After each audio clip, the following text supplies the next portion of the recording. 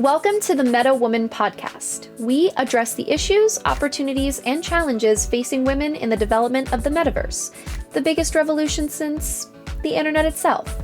Every week, we bring you conversations with top female talent and business executives operating in the gaming and crypto industries. Here's your host, Lindsay the Boss Poss. The Meta Woman podcast starts now. Hello, and welcome to the Meta Woman podcast, part of the Holodeck Media Podcast Network. I'm your host, Lindsay the Boss Poss, from Struggle to Success, Recovering It All. To all our returning listeners, thank you so much for supporting the show. I love getting your messages. I love hearing your feedback. It truly warms my heart. For all the new listeners, welcome. I hope you enjoy, and feel free to drop me a line anytime. I'm really excited to introduce today's guests for several reasons. One of them being that I'm actually not feeling my greatest. I think my voice reflects that.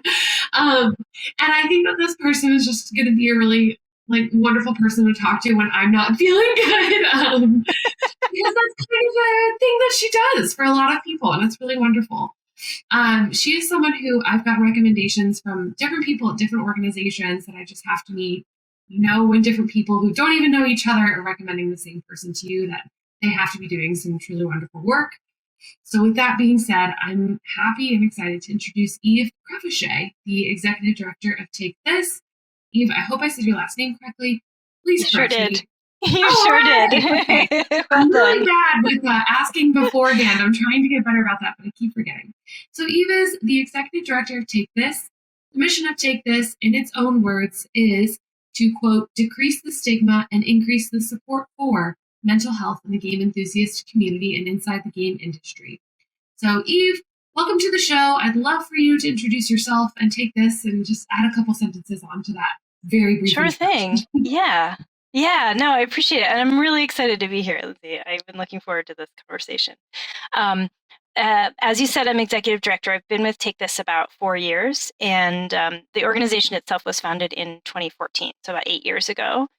And we do a variety of things across games and across mental health.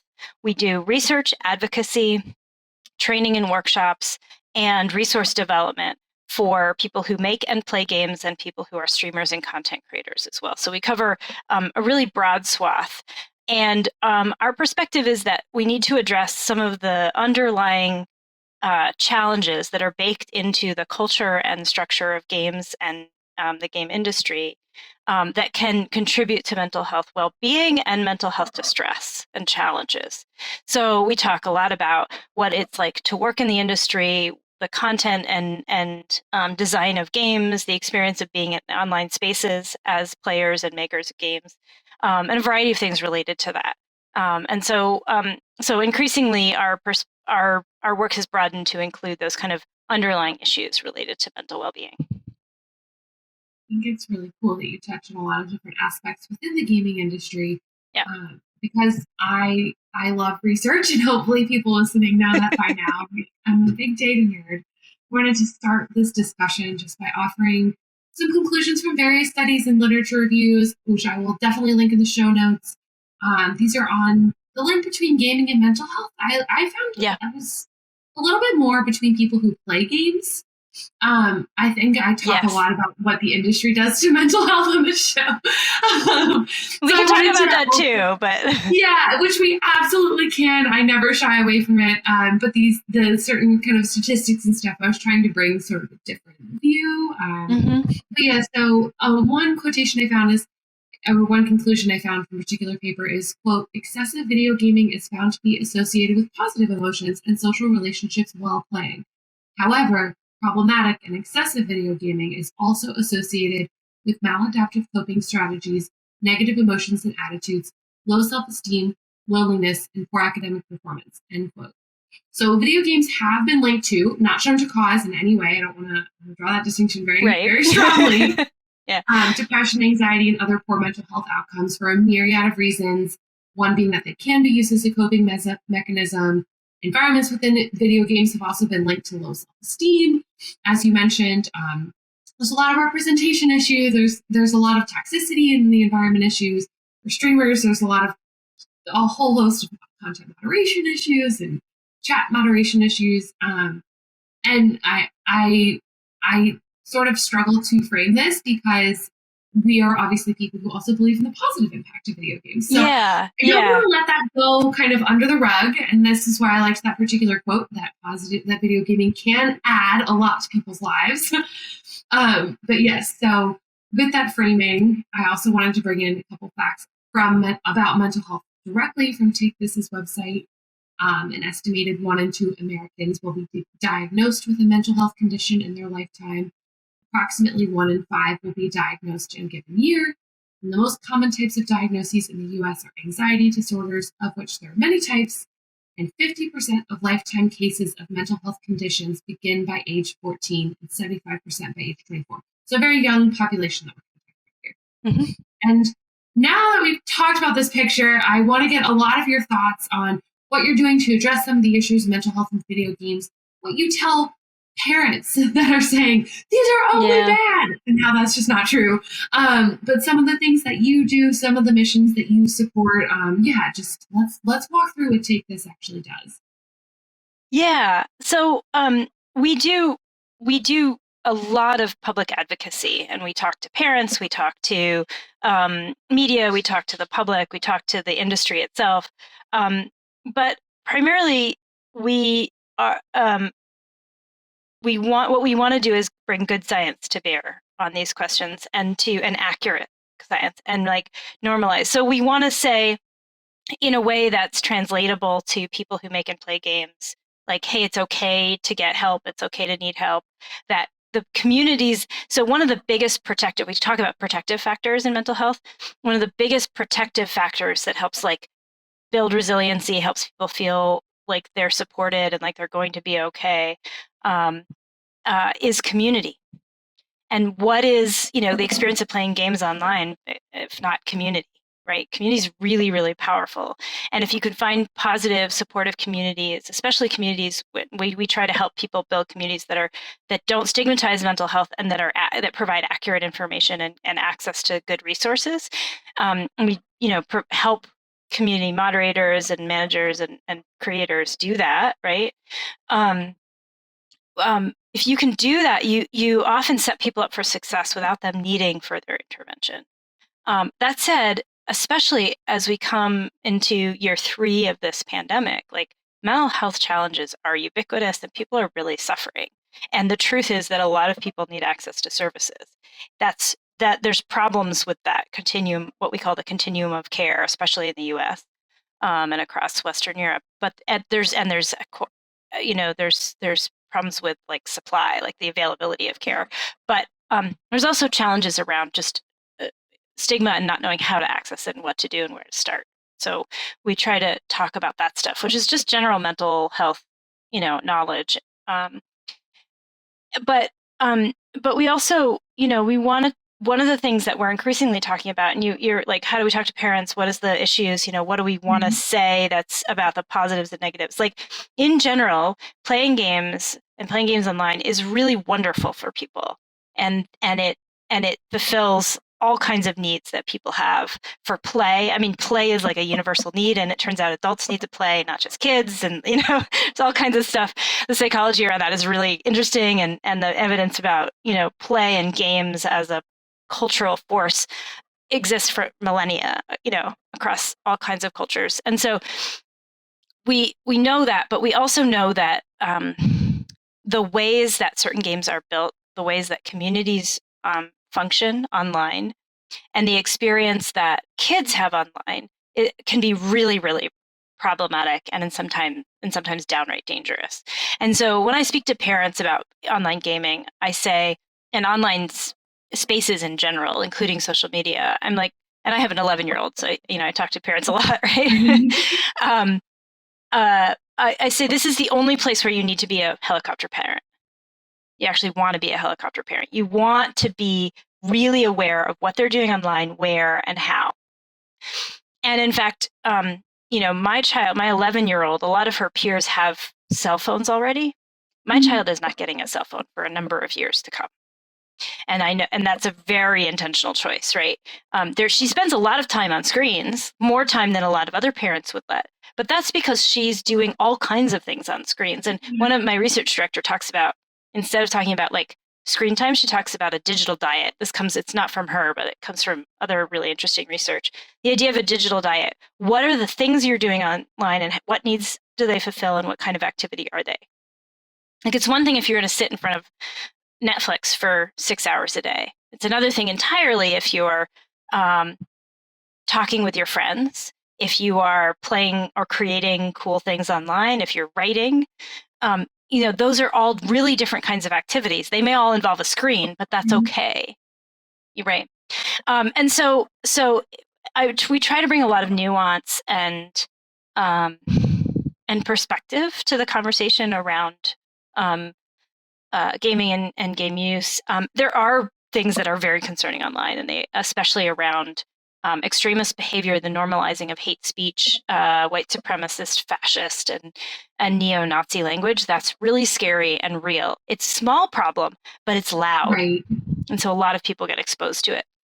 Harassment and abuse across online spaces, including in games, is really tough. And we are only at the tip of the iceberg understanding what's actually happening in games because there just hasn't been as much research and as much work done inside games, or as much acknowledgement of the issue inside games as outside of games, like in social media and stuff. And it's less visible. It's harder to find, right? Yeah, because they're not public spaces, so they're harder to see. It's harder to comb through hours and hours of chat. Yeah. Even if it's written chat. Yeah, it's really hard. Like, damn, things are possible. So. It's really, and some of the tech challenges are really big, right? And so, like, I acknowledge that. It's not like I think people are just, bad and don't care. I think it's just really, we've come up against some big problems. Mm-hmm. So we try to talk about stuff in nuanced ways. I think I'm answering your question. You are. Yeah. No, well, this is a very open-ended, like, tell me your thoughts question. So you're doing great. Tell me my thoughts. Yeah. So that's, I mean, that's kind of the, like, online space conversation. There's a whole separate conversation around harm and working conditions and cultural norms in the industry. Yeah. Like, a few years ago, we put out a white paper on the state of mental health in games. We've now started the Culture Shift Project, which is addressing specifically gender-based harm in games, in partnership with Feminist Frequency, another great nonprofit. We've talked extensively and have an older white paper on crunch and the mental health issues around crunch, and trying to debunk all of those myths. We talk a lot about the danger of the myth of passion in games, that, like, if you're passionate, you come to games because you're passionate about games, which means that can be kind of weaponized and exploited, and turned into something that forces people to work long hours and in dysfunctional environments, et cetera. So we talk a lot about those pieces. We're increasingly interested in what the Fair Play Alliance and others across the industry are doing around positive design, like, how do you design for pro-social outcomes? And a little plug to my husband's game studio, Spry Fox, which has made a number of games that, like, really are trying to actively do that. They're not the only ones. There's some other really wonderful studios, and a lot of indie studios are thinking a lot about pro-social design. And so, so we have our fingers in a lot of different places, and are just really trying to move the needle where it feels like we can measurably impact people's experience and their ability to be well while enjoying this wonderful hobby and industry. Which I love. There's two quick things that I want to discuss or bring up. One is that in the beginning of the pandemic, specifically when it relates to parenting, I had read an article about, everyone was kind of throwing away screen time when school got canceled and all this stuff was happening, right? And one woman said, her son had been recording, like, videos and stuff on his GoPro and then coming back through and editing them and making all these YouTube videos and sharing it with his friends. And she basically said, I can't believe I'm so worried about limiting screen time when all I was doing was, like, limiting his creative outlet with video editing and creating and all this stuff. So I thought that was really a poignant observation of digital diet. That is poignant. Screen time, what you said.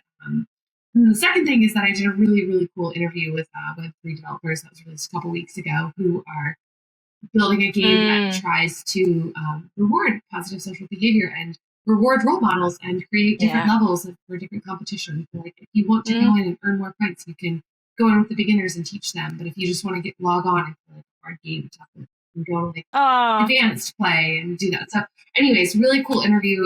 It was like you said, a kind of a reframing of the way we think about game development. So that those things yeah. are Yeah. baked in from the beginning. It was a really, really cool concept. So highly recommend that. So anyways, with that in mind, Totally. what steps are you hoping to see within the industry? And these are very broad, short conversations.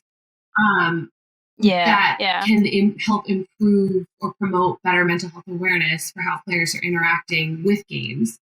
And again, very broad strokes here, but there's been a lot of negative news. Like, what can game companies do to start working on that? Yeah. And these are the big policy Oh, questions. this is a huge question. Yeah, I mean, I think one of the challenges that the game industry is facing right now, and has been for a little while, is that there's such a moral panic around games that's wrong. Mm-hmm. The moral panic is around games cause violence and games are addictive. And like that's been disproven over and over and over again, and pretty convincingly. In fact, the WHO is starting to have to publicly walk back its adoption of internet game addiction or internet gaming disorder as a valid diagnosis, even though because they were pressured into it by certain countries, which was fascinating. It's political. So but the moral panic, what the moral panic has done, it has made the whole industry and people who identify as gamers or people who love games very defensive and not really feel comfortable like they can talk about the real things that they worry about in games because they're so busy defending games from these stupid accusations that are not true. And then the industry is like in this environment, this online environment that's really toxic. Like being a game developer in public online means that you receive harassment. Like you can't do one without the other. You can't say I make games publicly without expecting harassment online. And so and sometimes like really awful harassment, like doxing and swatting and those kinds of things, but not always. And so that makes people really cautious and scared. And also, at the same time, the industry has, like a lot of tech and a lot of society, a real problem with harm, gender-based harm, marginalization of people of color, and marginalized genders and sexualities, and over and over and over and over and over again, in the way that hiring and promotion is done, in the way that games topics are chosen, in the way that portrayals, in the way that people portray characters and mythologies and tropes and etc. in games, like over and over and over again, and then you get people trying to claim that their games aren't political, which drives me nuts.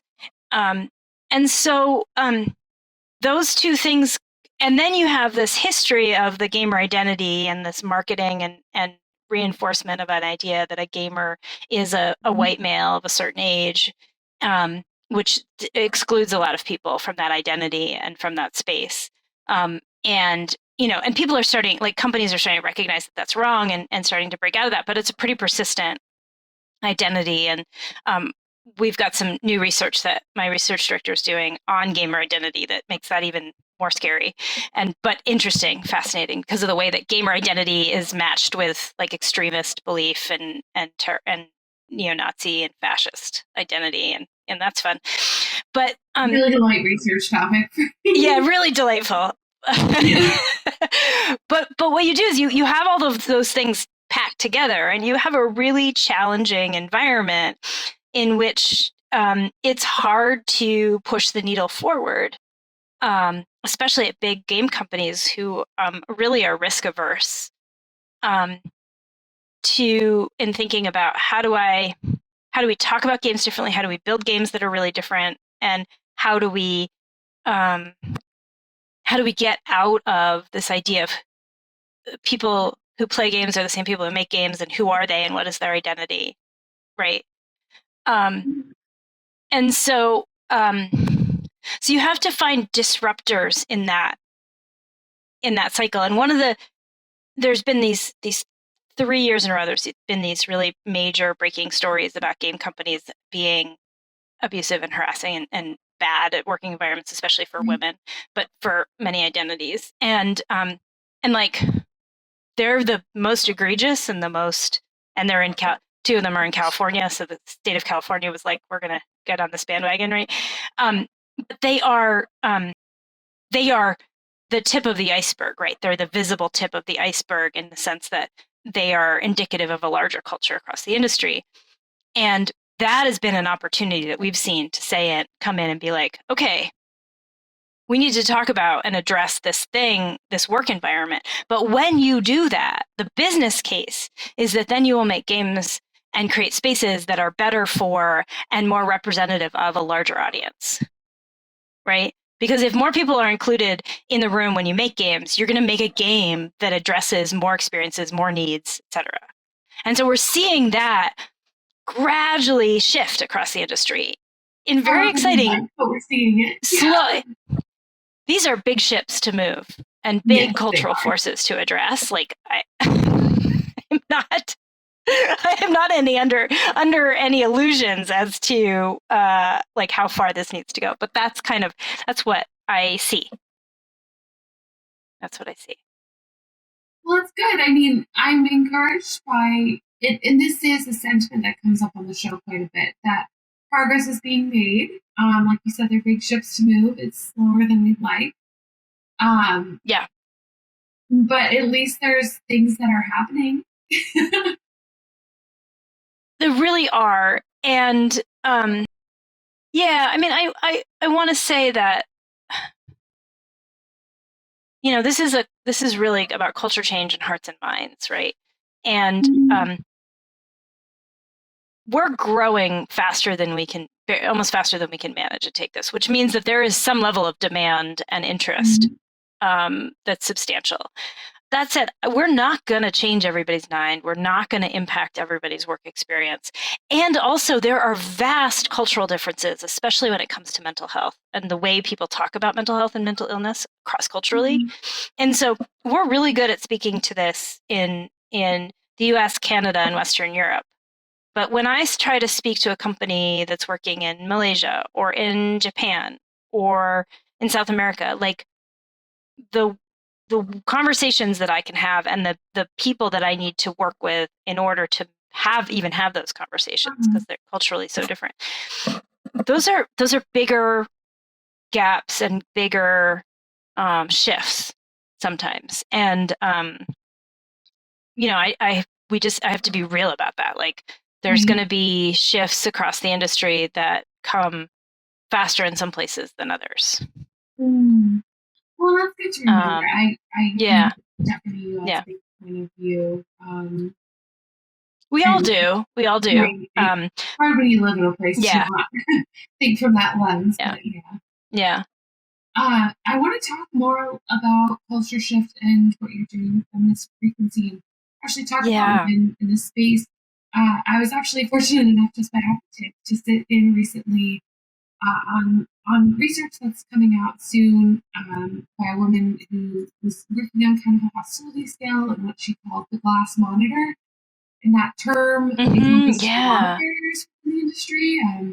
If it's something you're familiar with, I'm happy to let you explain more. What I understood, it was a lot about women in gaming, from the very beginning, the lack of familial support as in young girls, and gaming is seen as a boy activity, all the way up to hostile environments. Girl and women gamers encounter playing online, developing games, streaming, all of any associated game activities, whether you're just someone who started playing a game when you're 17 and went online one time, all the way to you are, Pokimane, one of the biggest streamers on one of the largest game streaming platforms, and what that looks like. So I want to talk more about culture shift and feminist frequency, and just about the resources that you offer people who are in traditionally underserved communities, from women, to people of color, to people of different sexual orientations, and what advice you're giving on the industry side to try and we talked about this a little bit, but get those folks more in the room and make sure that their needs and just their general safety requirements are being met. Yeah. Yeah. So I'll say, I want to frame this to say that harm is happening across lots of different intersectional identities. And it's really important to acknowledge that we're talking about gender-based harm at the Culture Shift Project because it's the one that has come where the opening is, where the opportunity is. And because you have to be really specific when you talk about harm and unpacking different types of harm. And so we have to start somewhere with something very specific in order to do it justice. So this is the one we're starting with, is gender-based harm, with an acknowledgement of those intersectionalities. And Anita Sarkeesian and I began speaking like three years ago when the first allegations about Riot came out, and there was also like, it was the same. There was the whole, all the allegations about Riot, and then there was also a bunch of exposure of streamers, and there was a whole bunch of stuff at the same time. It happened all around PAX West. And she and I started talking. We had never met each other, but we kind of knew each other's orbits. And we were like, well, we have to do something about this. What? There's a lot of different pieces of the puzzle. And so she was able to, she was able to get the Games and Online Harassment Hotline up and running. And that's still a project of Feminist Frequency. Great, fantastic resource, really well-informed on gender-based harm. But then she and I and folks on her team as well began talking for a while, kind of figuring out, well, how do we do culture change work? How do you start with leadership? What does that look like? We put together a lot of different ideas, and in the meantime, news kept coming in. Ubisoft, Activision Blizzard, and then Activision Blizzard really kind of broke open. Suddenly everyone was like, we have to talk about this. This is not going to stop, and it's not going to change. And we had meantime arrived at this really, at this framework called accountability and repair, which comes from restorative or reparative justice. And this comes from Indigenous and Black culture, right? This really different approach. It's not carceral or punitive. It's not legalistic. It is, how do you do actual repair, take actual accountability, and put those together in a framework that works in a work environment? Because the thing is that the industry, because it's a small mobile industry where people move around a lot and from job to job, exists, like, functions with all kinds of whisper networks and lots of harm and lots of really lots of trauma that people have internalized and lived with for a long time. And those things don't go away and they don't get better. And whisper networks, they're all we've got, but they're really bad tools because they, if you're not in the network, you don't get access to the information. They escalate things, right, instead of de-escalate, and they don't help anyone change. They don't help anyone be healed or repaired, and they don't help people who've caused harm to figure out what they've done and do better. They just blacklist people. And you need that new model. And so that was really, we decided that was the model that we needed to come to the plate with, was a different way of thinking about harm that really held people truly accountable and gave them the tools and knowledge and opportunity to change, and focused on the survivor and gave them a sense of repair and support and healing. Because if you don't help a survivor, you just investigate whether or not their allegation is right. You've left them kind of high and dry, and they still have that trauma and that experience.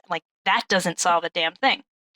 So this was the this was the framework that we are coming to the table with. And that's a big shift, especially in corporate environments with big legal departments and HR departments. It's a huge shift. So we were how do we implement that? How do we do the acculturation work? How do we help people understand harm and consent and power dynamics? And then and bystander behavior? And then how do we change the actual systems and help people implement accountability and a repair process and understand what that looks like and understand why? And so that's what the Culture Shift Project is. And it's Feminist Frequency and Take This and our teams. And we're rolling out our first engagement right now. And that's really exciting. And working with a large studio. It's over 300 folks. That's awesome. And I think and we've got interest from a number of other places too. So I think we'll be doing that more. And then we're also looking at indie studios because they have less capacity to pay and smaller groups. And how do we bring micro indies, especially really small studios, together in cohorts and build this program for them like that? That's the other kind of approach we're taking. So it is our desire to talk about accountability to repair. Like I did a talk with two of my colleagues, Cassie Walker and Jalen, at GDC about accountability and repair. How do we like bring that idea, that concept to the table more? And then how do we do this in a studio? So, very cool. Yeah. Well, I think focusing on survivors is something that I wish a lot more places did. And yeah, really important. Mm-hmm. Yeah. Check in with people that are hurting. So I want to pivot a little bit just because I don't often get to talk to folks that are in the nonprofit space within gaming. And yeah, absolutely. It's a joy to hear about Take This for sure. I hope a lot of people go and can use a lot of the resources you provide. There's just definitely a lot of news that's centered on the growth in the industry. It's just definitely code for investment startups, companies, which nothing wrong with that. That's all great. I love to see that kind of growth. But Definitely. I would love to hear more about what's going on the nonprofit side. And you have mentioned several organizations now that you've worked with, collaborated with, paired up with to do different projects. And what has it been like on the nonprofit side? And for people who want to get involved, how do they find that part of the games industry? There is a thriving nonprofit sector to games, which is really cool, and some great advocacy organizations. And what we all do is we're all able to be there on the outside as subject matter experts who can act as advocates, but not apologists for games. So we can be like, yes, games are awesome, and you can do better in X, Y, or Z ways, or these are the opportunities. And, and so I mentioned Feminist Frequency, the Fair Play Alliance. There's Games for Change. Able Gamers is another great organization doing advocacy work. Gamer X, and so there are all these great nonprofits, and we have to find grant funding. We have to find funding inside the industry. Take This. We do a lot of we do all these workshops, right? And people pay for those, and that's an important funding stream for us.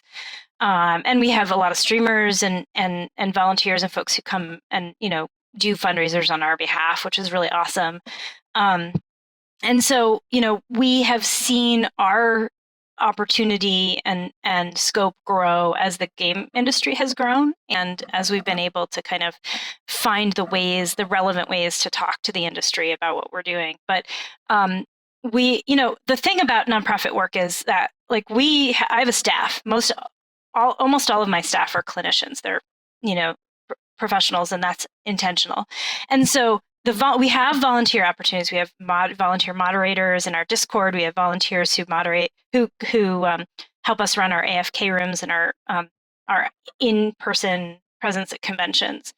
But they're limited. There's not a ton of volunteer opportunities. If you are interested, the way to get involved is to go to our Discord and join that community, find out, get more invested, and you can find that link on our website in our community resources page.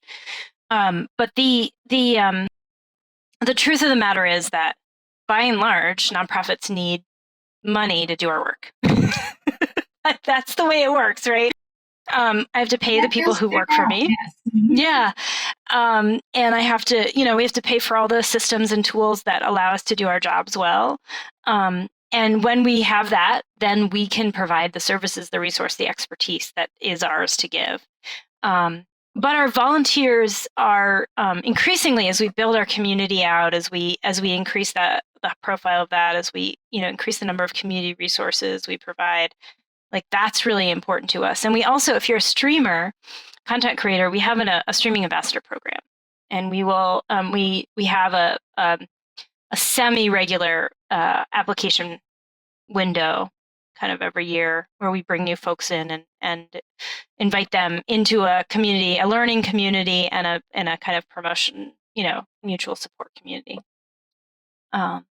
So it is, that's the nonprofit sector. I thrive most on knowing that I can work in collaboration with the industry to do interesting work and to like change. Cause that really is like, if I'm going to move the needle, I've got to get the way that games are made and the way that game companies operate to change. Right. And so that's where I'm most invested in working and partnering with.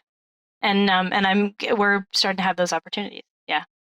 What made you want to come to Take This and to work in specifically with gaming? I laugh because I kind of fell into this and I'm so happy I did. So I've been my whole career, aside from a brief stint as a yoga teacher, which I also loved, has been in the nonprofit sector. So I started as I worked at the Boston Children's Museum after college, like working on the floor in the Children's Museum, like running school field trips and, like fishing kids out of exhibits and stuff like that. I've always done this work. Literally there was this climbing structure and I would have to I fell into the koi pond. Yeah. It kind of felt like that sometimes, let me tell you. That was 25 years ago. So I always knew that I wanted to do social change work, and I took a long time of kind of meandering through a number of jobs, going to grad school to get a master's in cultural studies and coming back into grant writing and to kind of figure out where I wanted to be. And about 5 years ago, I left an awful job and, had to recover from that. And I was in the luxurious place of being able to take some time off and do some consulting. And my husband generously put out, he's as I mentioned, runs a game studio, and he put out that I was available for consulting. And Take This reached out, was like, hey, yeah, we need some help. And it turned out they needed a lot of help. And so I came on first as a consultant, then as managing director. And then they were like, can you just take the job? I was like, okay. And it took me a little while to figure out that being the executive director of Take This meant that I could do the work that I'd always wanted to do. But once I figured that out, it was like I was off to the races. And I'm so gratified by what I'm doing and where I'm doing it. And it's so fun to work in this industry and to celebrate what games are and what they can be. So yeah, it's just, I can't believe my luck at this point. So. Well, it's such a fun story though. Yeah, it is a great story. Well, it is, because I know, I not that I have a similar path, but I know a lot of folks. I was previously at a nonprofit. I know a lot of folks in the nonprofit area. I think it's just good to know that you can pursue the things that you want to pursue and still end up in gaming. Yours, I think, was a little bit more, maybe more on the chance side of chance and intention, but yeah, totally, there is totally. also an intention side that people can take up. And if you love nonprofit work, and you love games, go for it, conquer. I mean, we're hiring and we're hiring actually a non-clinical job soon, and it's show up, volunteer for us, because this work is expanding. The work, not just of Take This, but a lot of these organizations. So kind of showing up around them, there's opportunity everywhere, and there's really cool stuff happening. Yeah. So get out there. Well, and in that vein, I want to end with a question. One of my big passions, and the passions that I've shared on the show a lot, is about emerging tech, for sure. So the building of the metaverse, we talked about that a lot. And it's mostly just because I really, really like thinking about Web3 and blockchain and metaverse and all these buzzwordy things actually have really cool and complicated tech behind them. But we've definitely seen a result of tech moving a lot faster than our understanding of the consequences of tech. mental health is not necessarily an early consideration, as evidenced by several people, including one of the whistleblowers last year who brought forth research about how negatively impacted young girls are by Instagram use that companies had available to them and did not use in their platform. But as we start with these new experiences, and I think there's a lot of people out there who are excited about the supposed, and I'm putting in quotes here, but the equity opportunities and all of this. And blockchain, it's supposed to be decentralized. It's supposed to be available to everyone. It's supposed to be much more even playing field for everybody out there. What are you thinking about when it comes to this tech, and how do you feel about that from a mental health perspective? Like, I don't know exactly how to frame the question. I don't know how to frame the question. That's not just this like immensely broad thing, but yeah. Well, yeah. I'll break off a couple of pieces of it. One is that there's some preliminary research. Yeah. We can digest this a little bit, but there's preliminary research into like metaverse, and when I say metaverse, what I mean is immersive online environments, because we don't have metaverse yet, right? But VR and AR environments and metaverse-like immersive environments, that the same kind of harassment and marginalizing and scary experiences are happening there as they're happening in the rest of the internet. Like, I probably could have told you that before, but like, it's not different. It is not measurably different. It is not measurably better. And in fact, it might be a little bit worse. So like, when we create open spaces online,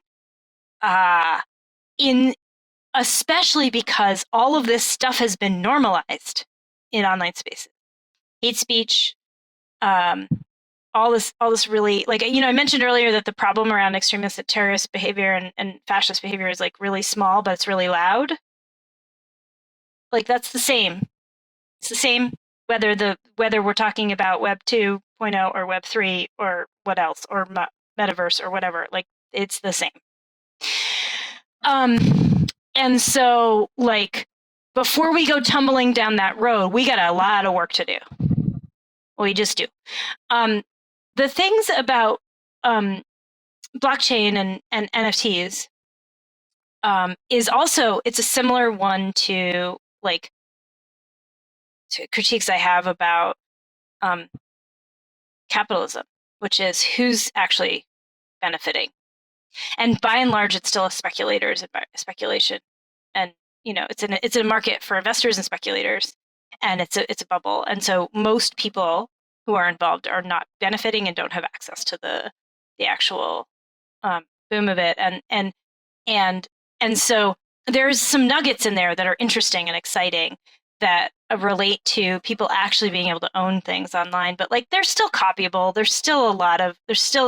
It's not like it's, and a lot of that stuff has also already been done in many interesting ways in games, right? It's not dramatically different. I've seen a few interesting examples of really communities coming up around NFTs in a way, like shared ownership, ideas of shared ownership. And those are compelling. I just haven't seen them scale yet. And I haven't seen them exist outside of what overarchingly is what to me is a kind of Wild West speculator environment. So I'm pretty, you can see here, I'm a pretty heavy skeptic when it comes to this stuff. But I'm a skeptic because I've seen how it's played out iteration by iteration in tech, and who has benefited and who hasn't, and who continues to benefit and who continues to have access to capital. And like, if the structural issues around capitalism and the concentration of wealth don't change, then they don't change whether it's Web 2.0 or Web 3.0. And like, that's just, that's the way it is. So there is some nugget of really interesting tech in there, and like, and I'm sure that some of that will shake out, but in this meantime, the other stuff will shake out too, and I'm pretty sure of that. I think it's an extremely fair assessment. And that's good. I've had people on the show who are very invested and into it and ready to go. And I've had other people who are more on the end of, look, this is exciting, but like, let's fix some stuff first. And I think that cooler heels. Yeah. There's validity on both sides, right? Like there's a way for both of those people to coexist and really get something out of the relationship that I think would be beneficial for both, Oh yeah, I do think there's a nugget there, but right. Yeah, I think people kind of throwing all their eggs into that basket, being like, oh yeah, I just don't see it yet. Yeah, just don't see it yet. I'm with you on that. Before I get into my last question, I want to do a quick summary of what we've talked about so far.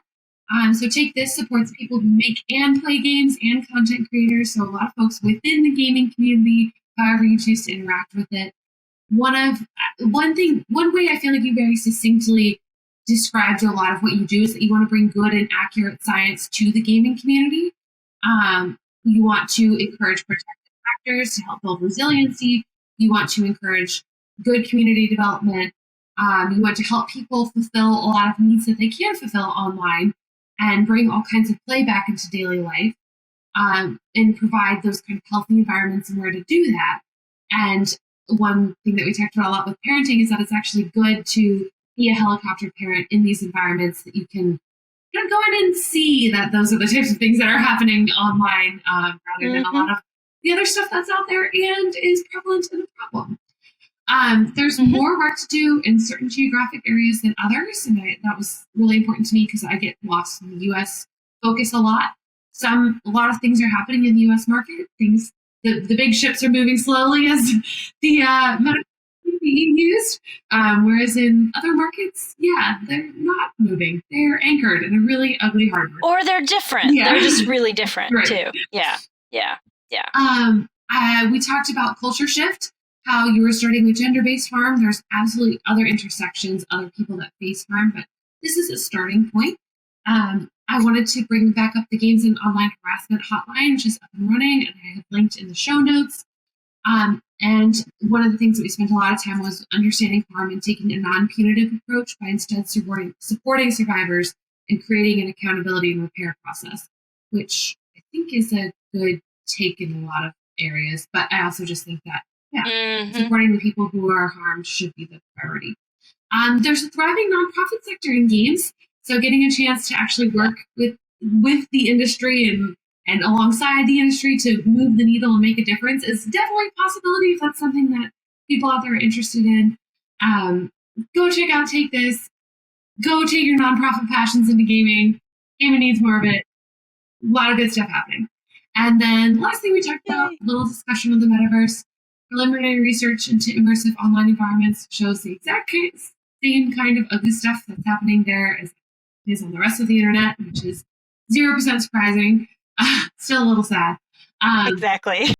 I liked your stance that there's nuggets within the tech that's interesting and exciting, but it's not dramatically different than what's out there, and there's a need to fix structural issues first before diving headfirst into this is what we're doing.